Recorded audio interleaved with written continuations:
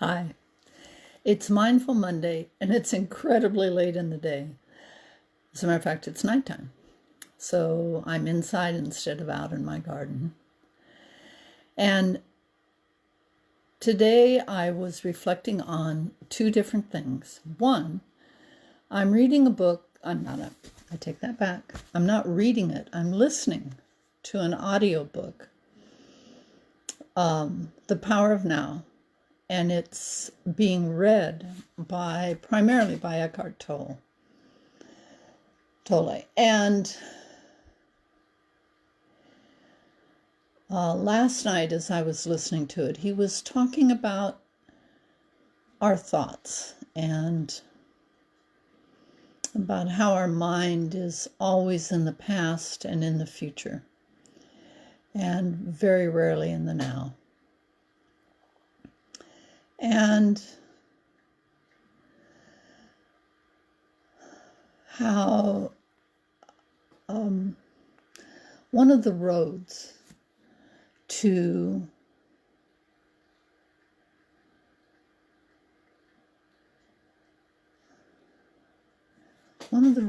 finding peace and equanimity within yourself is to become the witness.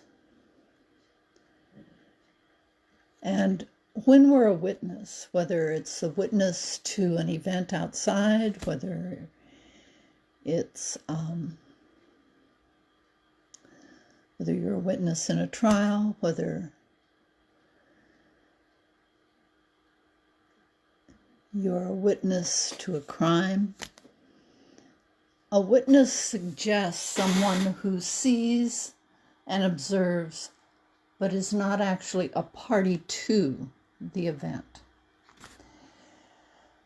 And so I don't know about any of you, but over the years I've been on this journey of self-mastery, of learning and claiming responsibility for my choices. So instead of, when something happens, thinking about unresolved issues with my parents, about not having a voice when I was married and when I had issues to be addressed and to be faced with my former husband, how I had no voice to do that. And people would be surprised to hear me say that, because I'm kind of known for being pretty able to express myself. However, one of the things Eckhart Tolle was talking about was what he called the pain body.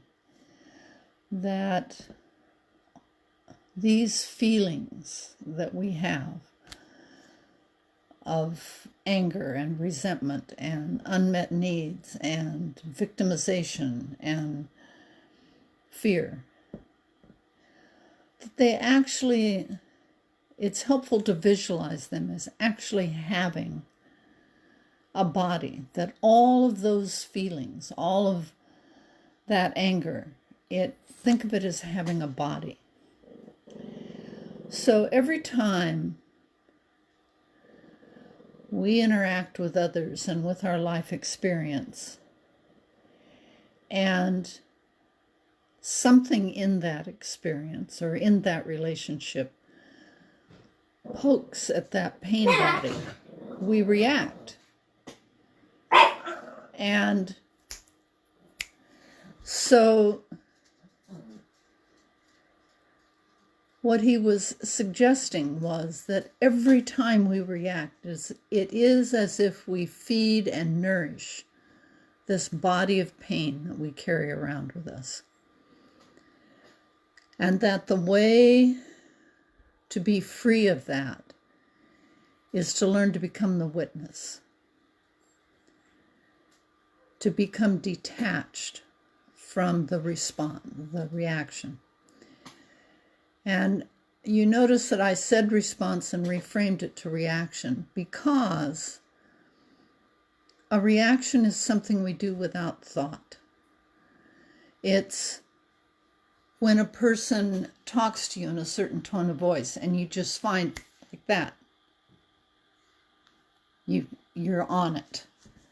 You respond, you say something, a feeling comes up.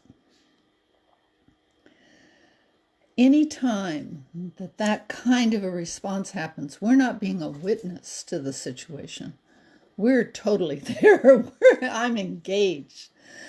And I recognize that over the past 15 years or so, that there are many areas in my life where I feel like I actually have that capacity to be a witness has grown and strengthened, and I feel as if I am not, that I'm no longer at the affect of that response, that reaction. That instead, the witness aspect can say, what is this situation showing me? What is it showing me about myself? What does it show me about the other person? And every time that I can be the witness, it's as if the pain body gets a little smaller, and a little smaller, and a little smaller. Because the witness doesn't feed fear, or anger, or disappointment, or victimization. So I was surprised. I'm listening to the book as part of a class that I am privileged to be taking with Yvonne de la Flor and many other absolutely fabulous people. I'm excited. And I was surprised because I've read the book. It's all marked up and I've got little things everywhere. However, as with almost anything, as I grow and change, when I hear it again or read it again, I hear something new. Something is talking to me that I'm able to hear that I didn't hear the first time. So truthfully, I don't even remember when I read it, the conversation about the pain body. But last night, I could hear it. Last night, when Eckhart Tolle was talking about it, I could see it. I could literally see it play out in my life. I could see where I had lost or forgotten to take a breath and to be the witness. And the more that I can do that, the more that relationship between the mind and the body and the emotions and the spirit, the more balanced it becomes. And the less I am responsive to the old stories, to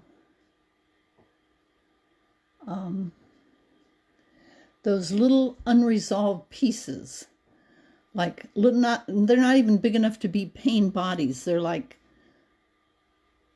pain molecules. And they're still floating around in there, a few of them, I've discovered. And one of the things I'm really excited about in this coming training and in this coming year is being able to be even more of a witness in my life than I already am. And to be free of those little pieces of, for example, being little and being told, give your Aunt Stanza a kiss. And I didn't like my Aunt Stanza. I hadn't liked her since I was 5 years old, and she laughed at me for having chicken pox. And I was so angry at being told over and over again, give her a kiss. Oh, she'll be so unhappy if you don't give her a kiss. So anytime now, as an adult, if and when I find myself in a situation where a person says to me, well, if you love me, you would. If you cared about me, you would. I find myself being so reactionary, so into that pain body of that little 5-year-old girl. You couldn't get me to do it if you tried. That I'm so enmeshed, so reactive, I've forgotten all about being the witness. So my goal in this coming year is to hold that place even more than I already do for myself, to become even freer than I already am, and to recognize that the stories that when I was little helped make me strong, really, that contributed to my character and my independence, that now I don't need those stories anymore. And the most loving way to let those stories go is to become the witness to them instead of the participant. So on this Mindful Monday, I invite you to look at your own inner life, to see those places where the pain bodies live in you,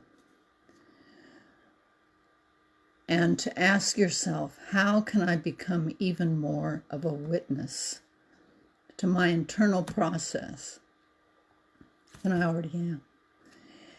And I can say and point you in a direction that I ended up following that has helped me a great deal, which is conscious breathing. One of the things that it teaches you is to be that witness to the breath. It's not about doing anything. It's not about making it happen. It's about watching. So, if it talks to you, if it resonates with you, ask yourself, how can I help myself to become a witness to those moments, to those thoughts, so that they're like a car driving down the road. They're here and then they're gone. They aren't me. And the thoughts aren't you. They're just thoughts. Have a great evening.